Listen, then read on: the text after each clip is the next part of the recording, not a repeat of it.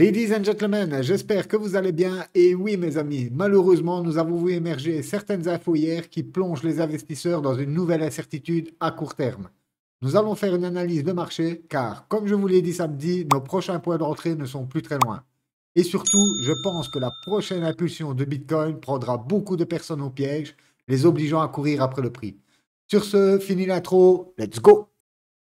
On passe directement sur le bubble map et on peut voir que sur la semaine, c'est pas joli joli. En plus, on prend des méchantes pertes, moins 25% pour la Tenav, moins 20% pour ING, moins 20% pareil pour le Render. Il n'y a que le PopCat, on va dire, qui reste au sommet. Et le FTX qui a pris, je crois, 50% en quelques heures, mais on va voir plus tard pourquoi dans la vidéo.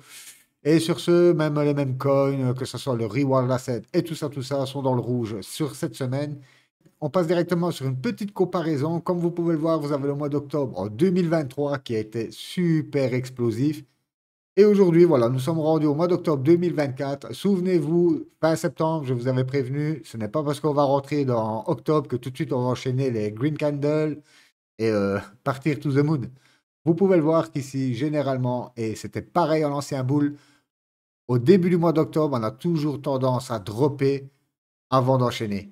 Et aujourd'hui, on est vraiment au tout début du mois d'octobre. Donc voilà, pour moi, l'Uptumber, comme tout le monde dit, pour moi, ça reste toujours en vue. On a quelques petits, on va dire, quelques petites embûches sur le chemin.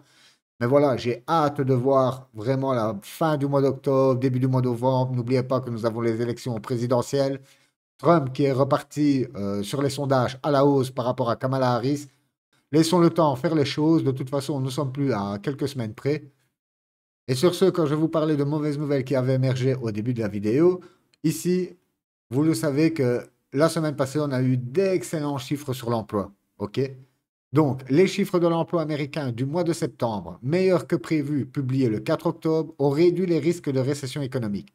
Cependant, ils ont également fait chuter la probabilité implicite d'une baisse des taux d'intérêt de 0,50% à 0% pour le mois de novembre.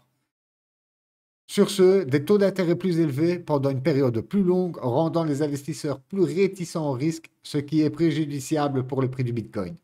Donc voilà, en fait, on a eu tellement des chiffres, comme je vous l'avais dit la semaine passée, on était voir un x2 sur les attentes. C'est un truc de fou. Même si on va engager pour Halloween les fêtes de fin d'année, même si on a réduit les taux de 50% et que les entreprises se disent, ça y est, c'est reparti, on va réengager à gogo. Voilà, moi je vous l'avais dit, le chiffre était de toute façon entre nous. Les chiffres, je pense qu'ils sont truqués plein pot, mais bon, ça c'est une autre question. De toute façon, ça a son effet sur le marché, donc on doit quand même les prendre en compte, même si c'est falsifié, un truc de dingue. Comme vous le voyez ici, donc peut-être pas de réduction de taux en novembre. Du coup, c'est pour ça qu'on a vu la semaine passée, enfin samedi, qu'on a vu le dollar exploser et surtout ne pas corriger. Donc voilà à court terme un des gros risques. Et l'autre nouvelle que les investisseurs n'ont pas appréciée non plus, c'est du côté de la Chine. Et oui, ce matin, on avait une réunion et l'absence de nouvelles mesures et d'annonce de nouvelles mesures de relance lors d'un briefing de Chinois aujourd'hui a réduit les espoirs d'un plan de relance à longue haleine. Donc, est-ce que c'était un feu de paille chinois? Ça, on n'en sait rien. Mais bon, en tout cas, cette réunion de ce matin n'a rien donné de plus. Les traders de crypto attendent une prochaine réunion de la Réserve fédérale pour obtenir les indices sur la direction que pourrait prendre le Bitcoin ensuite. Et nous l'avons vu, si au mois de novembre, on a zéro baisse d'un taux. Après, c'est pas non plus mauvais en soi, car honnêtement, l'inflation, ben, elle retourne à 2%, donc c'était l'objectif de la Fed. L'emploi qui se porte de mieux en mieux, donc pourquoi se presser à baisser les taux?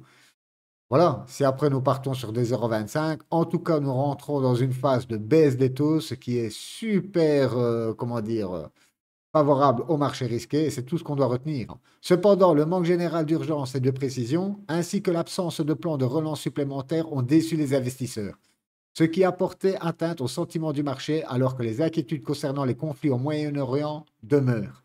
Et dans le même temps, bien sûr, beaucoup ont ressenti le besoin de prendre leur profit sur ce rallye qui est tout à fait normal, car allez voir sur TradingView les indices chinois, c'est des cryptos. C'est un truc de dingue.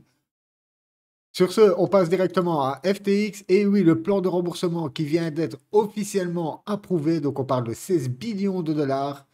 Est-ce que nous sommes face à un MTGOX-like? Honnêtement, j'en sais rien, mais après 2 ans, ok, après 2 ans, surtout, allez, imaginez les gens là du jour au lendemain qui se sont vus voir leur crypto disparaître, pensant jamais les récupérer. C'est pareil que pour MTGOX. Généralement, ça laisse de vilaines traces. À part les, comment dire, les gens qui étaient déjà dans la crypto bien avant le crash FTX et qui aujourd'hui vont récupérer leur argent, c'est normal qu'ils vont le réinvestir. Car voilà quoi. Mais pour tous les retails qui venaient juste d'arriver, qui ont rentré des milliers d'euros sur la plateforme et qui se sont fait rincer, je pense qu'on ne les a plus jamais revus depuis 2 ans. Et aujourd'hui seulement, ils vont récupérer leurs gains. Et je ne pense pas que ça soit pour les réinvestir dans la crypto. En tout cas, on verra. Mais comme vous le voyez, on a trois mauvaises nouvelles qui sont apparues dans les dernières 48 heures. Donc, c'est pas très encourageant à court terme, mais bon, voilà, il faut ce qu'il faut. À un moment donné, c'était l'Allemagne, tout le monde vendait. Et vous voyez que en fait, le prix du BTC n'a pas réellement drop au 30K ou au 40K comme beaucoup attendent. Car pourquoi? De l'autre côté, n'oubliez pas, on a les ETF Bitcoin. D'ailleurs, j'ai vu passer hier l'info qu'ils ont enregistré encore un chiffre record sur les 6 derniers jours. Donc voilà, on a des outflows, on a des inflows. Heureusement que dans un sens, on a les ETF. Car sans ça, honnêtement, j'aimerais bien voir la gueule du Bitcoin aujourd'hui. Sur ce, on passe directement, car oui, dans les messages, on va retourner voir. J'avais un message, je ne sais pas si je vais le retrouver. Ah non, je ne vais pas le retrouver ici, mais bon, c'est pas grave. Mais j'avais un des abonnés qui avait soulevé une question, qui me disait, ouais, on n'aura pas une alt season comme tout le monde s'attend. Pourquoi? Car on a une grosse dilution sur les altcoins due à la création, hein, ok, aujourd'hui, nous sommes. C'était il y a quelque temps, je pense, qu'il disait on était à 4 fois plus de crypto par rapport à l'ancien bull. OK? Mais n'oubliez pas que dans ces 4 fois plus-là, généralement, les cryptos de l'ancien bull, on parle de 90%, voire 85%, sont mortes aujourd'hui. Et les investisseurs aujourd'hui qui rentrent sur le marché, ils vont pas descendre en bas du market cap pour aller voir toutes les cryptos qui sont mortes à l'ancien bull. Et n'oubliez pas aussi l'afflux comment dire, de nouveaux utilisateurs. En fait, c'est toujours ça. Au début, on a un domaine qui est niche, et après, si on veut que le domaine prenne de l'expansion, il est tout à fait normal que les applications ou tout ce qui touche à ce domaine prennent de l'expansion. Au début d'Internet, on avait quoi? On avait quelques sites, voilà, qui se battaient en guerre. 10 ans après, c'était un truc de fou. Et aujourd'hui encore, ça n'empêche pas des gens de faire leur fortune sur le Web 2, que ce soit le dropshipping, que ce soit plein d'autres méthodes. Mais vous voyez que oui, c'est vrai qu'on a de plus en plus d'applications. Mais à contrario, on a aussi plein de nouvelles personnes qui arrivent sur le marché crypto. Et comme on le voit ici, BlackRock stipule bien que la crypto sera bien plus rapidement adoptée que Internet et que même les smartphones. Donc, voilà, il faut laisser aussi le temps à la blockchain. Internet, c'est pas fait en 10 ans non plus. OK, au bout de 10 ans, voilà, on commence à être bien dedans. 15 ans, c'était la folie, Facebook et tout ça, tout ça. Et je pense que pour la crypto, ça sera exactement pareil. Le seul truc, c'est qu'on est toujours trop pressé. On veut toujours tout de suite, sans attente, devenir riche du jour au lendemain, ou bien apprendre des choses hyper vite, que ce soit de la musique ou un sport ou quoi que ce soit, dès qu'on arrive, on va être tout de suite performant et c'est là où est le piège. Car après, quand on se prend deux, trois claques, généralement, plus on s'est fait des espoirs énormes, plus la chute, elle est énorme aussi. Donc voilà, un peu de temps, tout ça va se mettre en place. En tout cas, ça on prend la bonne direction. Si on regarde la charte du Bitcoin depuis le début, c'est une porte raide. Sur ce, on passe sur le Total 3. Le Total 3, on l'a vu samedi. OK, on avait peur que ça crache ici en dessous. Ça tient bien. On tient notre grosse trend ici baissière. On vient juste de pullback dessus. Comme je vous ai dit samedi, on peut encore se prendre le luxe de venir même sur la box, que ça ne changerait rien. Donc, c'est toujours pareil. Si on regarde en weekly, voilà, depuis octobre 2023. Donc ici, vous voyez justement octobre 2023. Regardez ça. Bam, bam. Ça, c'est octobre. Et on peut voir que c'est parti vraiment tout azimut le 16 octobre. Donc, avoir ce fin. Moi, je mise tout pour la fin du mois d'octobre. Enfin, je mise tout, c'est un gros mot, mais en tout cas, si on drop avant fin octobre, je pense que ça sera la dernière occasion de recharger les cryptos préférés et tout ça, tout ça. Sur ce, on passe directement sur le BTC en lui-même. Et si on regarde en weekly, et oui, on peut voir que on fait des bas toujours de plus en plus bas. Même ici, si nous avons fait un plus haut que le précédent, et pareil pour le bas, vous voyez bien que en fin de compte, on a eu déjà le piège auparavant. Si on passe en 3D, hop, regardez, ici c'était pareil, hein. On faisait un plus haut, hop, on va l'afficher, plus haut que le précédent, et pourtant, boum, on s'est double top, on s'est craché.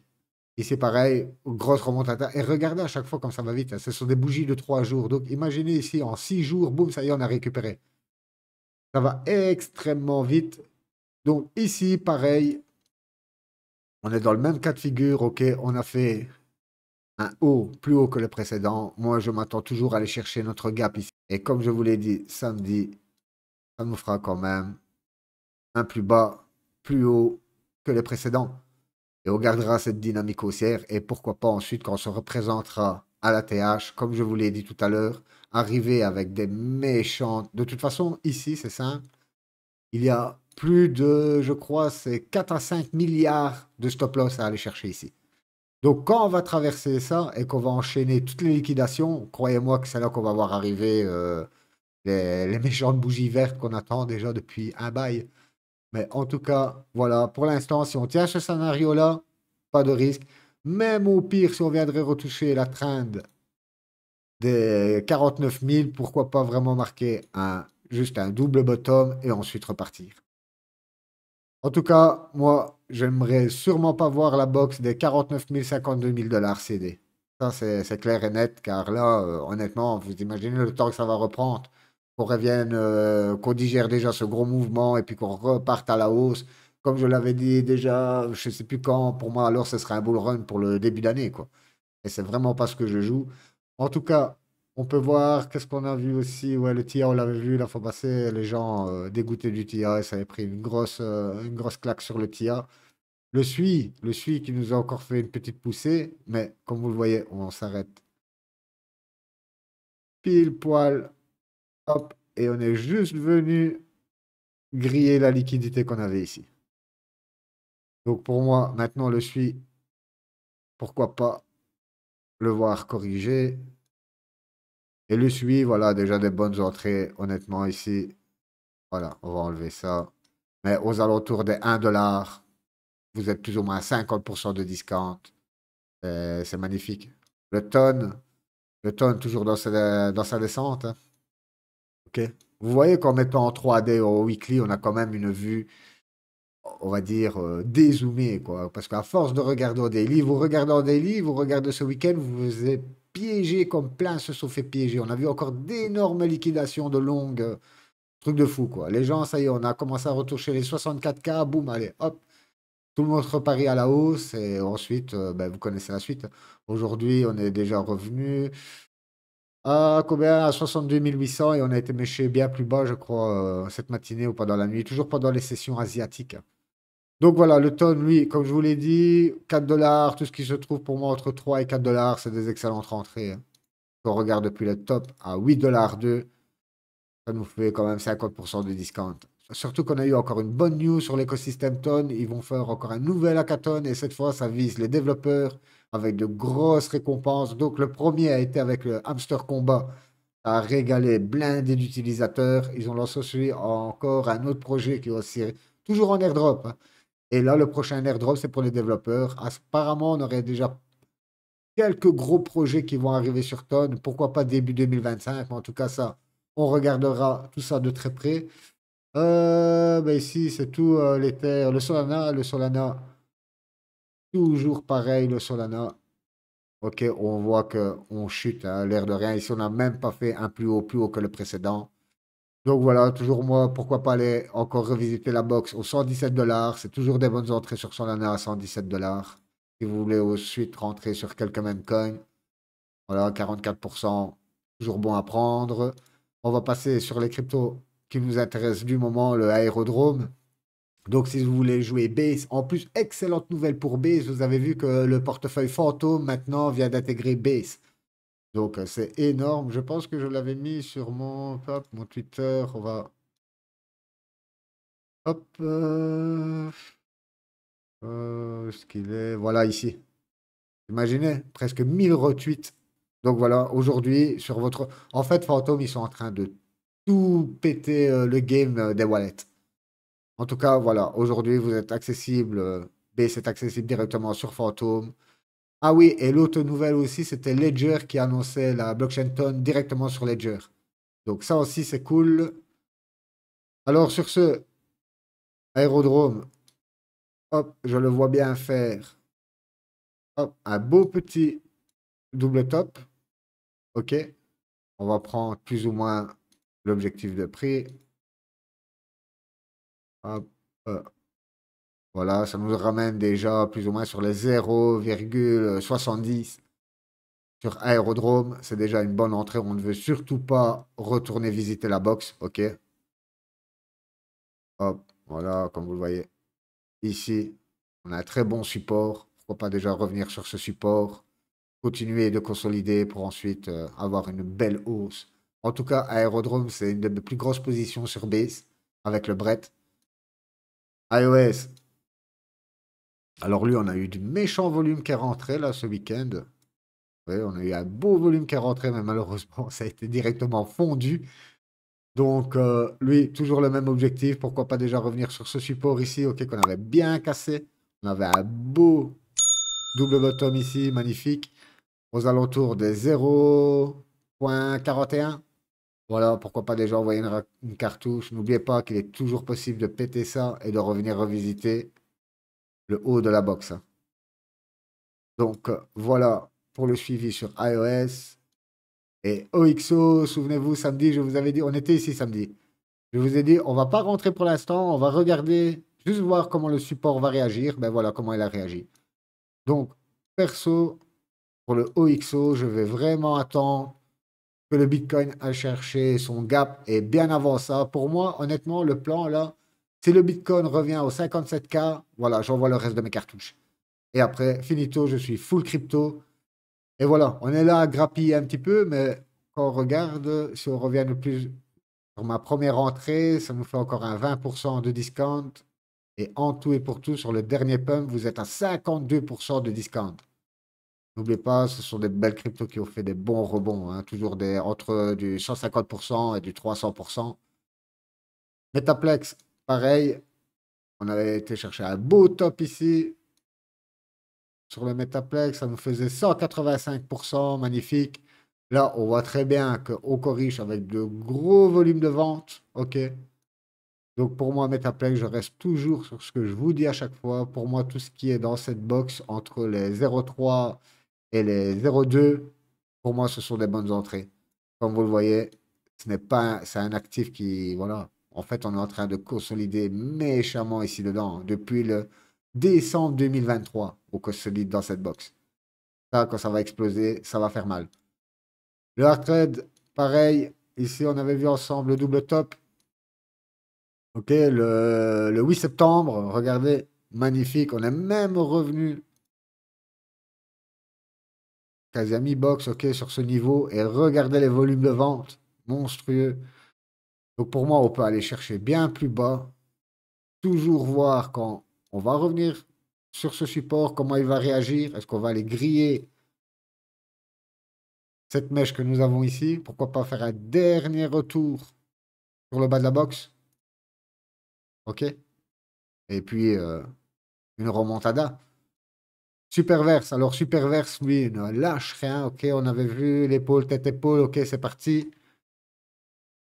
On avait une mini correction là de 25% qu'on a quasiment récupéré direct, mais on peut voir qu'on est pareil sur un méchant niveau ici. Ok, on a une grosse résistance ici qu'on n'a jamais dépassée depuis avril 2024. On est venu plusieurs fois taper dedans, mais jamais dépassé. Alors, pour moi, c'est pareil, comme vous le voyez. Ok, ici, on a une grosse consolidation, explosion. consolidation pour ensuite prochaine jambe haussière. Et le Woodjack qui nous a poussé une petite dinguerie. Normalement, c'est un même coin, je le présente pas quand je... Honnêtement, ce que le Woodjack il fait, c'est magnifique. Depuis le dernier point bas, on a été chercher 167%. Donc voilà, n'oubliez pas le Woodjack, on est une énorme communauté, vous l'avez déjà vu passer partout, ok? Regardez depuis le début, moi je suis rentré ici, honnêtement, regardez.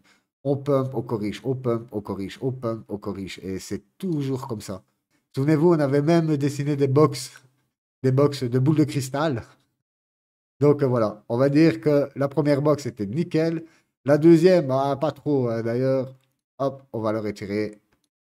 Voilà, pourquoi pas viser la prochaine box. Ça nous fera encore du 110%. Donc voilà, Woodjack, petite capitalisation. Honnêtement, les mêmes coins sur Ether. Vous avez le PP, les gros. Et si vous voulez un peu plus de risque, le Woodjack, pour moi, nickel, nickel. Sur ce, ladies and gentlemen, nous arrivons déjà à la fin de la vidéo. Et oui, ça passe extrêmement vite. Si vous avez la moindre question, un projet analysé ou peu importe, droppez ça dans les commentaires. Moi, ça me fait toujours super plaisir de vous lire. Sur ce, moi, je vous souhaite une excellente journée ou soirée, peu importe où vous êtes. Bye bye.